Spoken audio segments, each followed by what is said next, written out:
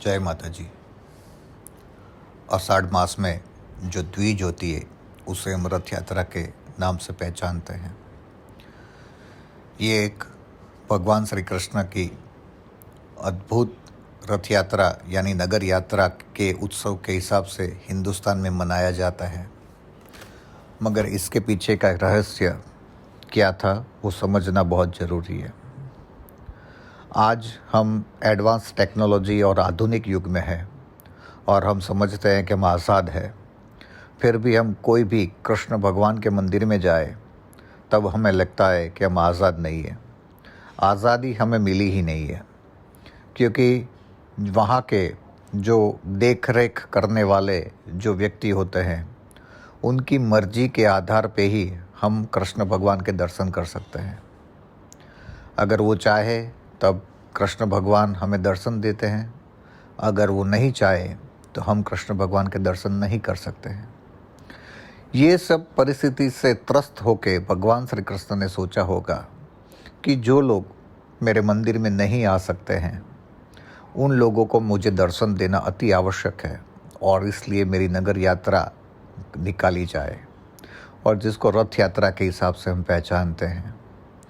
आज भी हम कोई मंदिर में जाते हैं, कृष्ण भगवान के, श्रीनाथ जी है, द्वारका है, मथुरा है, गोकुल है, वहाँ के पुजारी जी है, पंडित जी है, जो अंदर के देख रेख करने वाले हैं, उनकी हमारे ऊपर अगर अमित दृष्टि है, कृपा दृष्टि है, तो ही हमें भगवान के दर्शन होते हैं।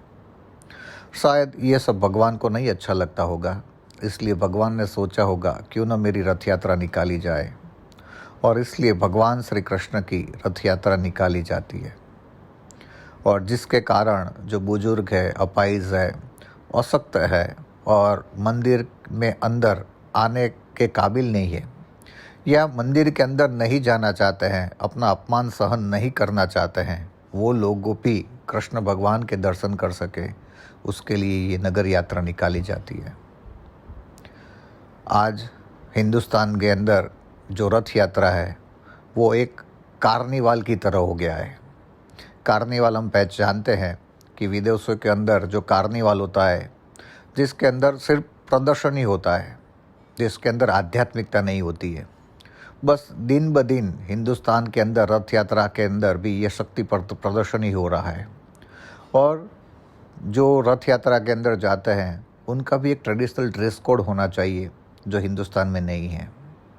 अगर आपको एक आध्यात्मिक, सुंदर और सात्विक रथ यात्रा देखनी है तो हमें हिंदुस्तान छोड़ के विदेशों में जाना पड़ेगा, जहाँ कृष्ण भगवान के जो फॉलोअर्स हैं, जो जन्म से हिंदू नहीं है किंतु हिंदू के हिसाब से वो रहना चाहते हैं और जीना चाहते हैं, उन लोगों जो रथ यात्रा निकालते हैं वो इतनी सुंदर होती है।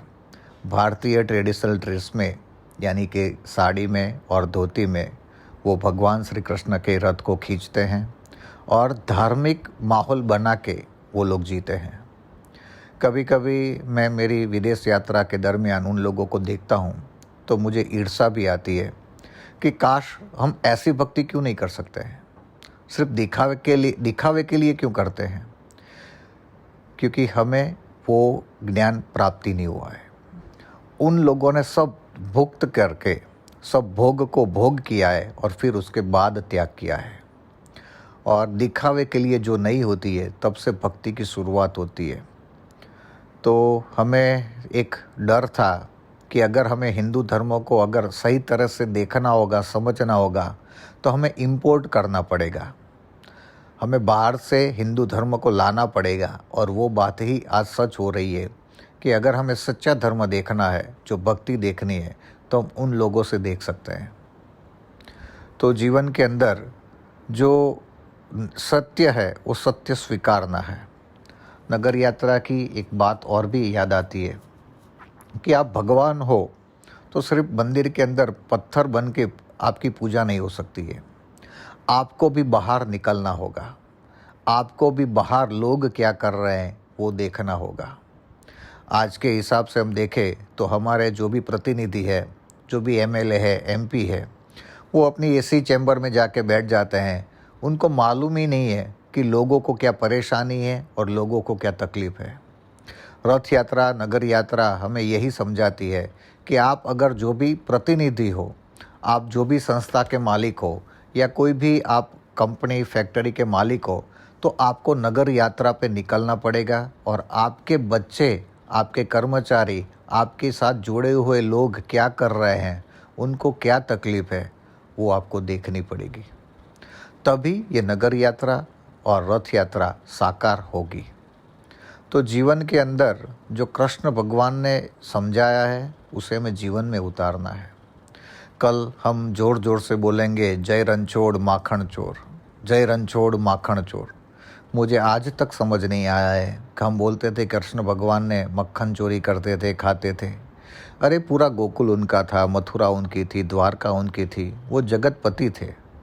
वो ये विश्व के, हम बोलते हैं कि ये विश्व के आधिपत्य देव है, तो वो अपने घर में से खाना नहीं खा सकते हैं क्या? हम फ्रिज खोल के दूध पिएंगे तो हम दूध की चोरी करने वाले हो गए? मगर कुछ लोगों को चोरी करनी थी, उन लोगों ने हमारे भगवान को ही चोर बना दिया और फिर वो चोरी करके दान करते हैं और दान करके अपनी बड़ी बड़ी नाम तख्तियाँ लगा के दानी के हिसाब से समाज में स्थापित हो जाते हैं।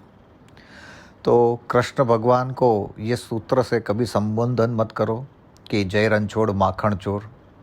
मुझे तो उसके आगे 2 शब्द लिखने की इच्छा हो गई कि हे जगन्नाथ, हे बद्रीनाथ, हे त्रिलोकनाथ, हिंदुस्तान में हो गई तेरी गायनाथ, हिंदुस्तान में हो गई तेरी गायनाथ। जय रणछोड़ माखन चोर, मन में ही माधव बोले अब तो भैंस को छोड़। कृष्ण भगवान ने जो हमें समझाया है, जो सिखाया है, उसको अभी जीवन के अंदर उतारना है। ये रथ यात्रा कार्निवाल न हो जाए, सिर्फ एक दिखावे के लिए न हो जाए, ये हमें ध्यान रखना है। और एक हिंदू के हिसाब से बहुत सोचते हैं तो लगता है बहुत देर हो गई है, मगर नई जनरेशन से हमें काफ़ी अपेक्षा है।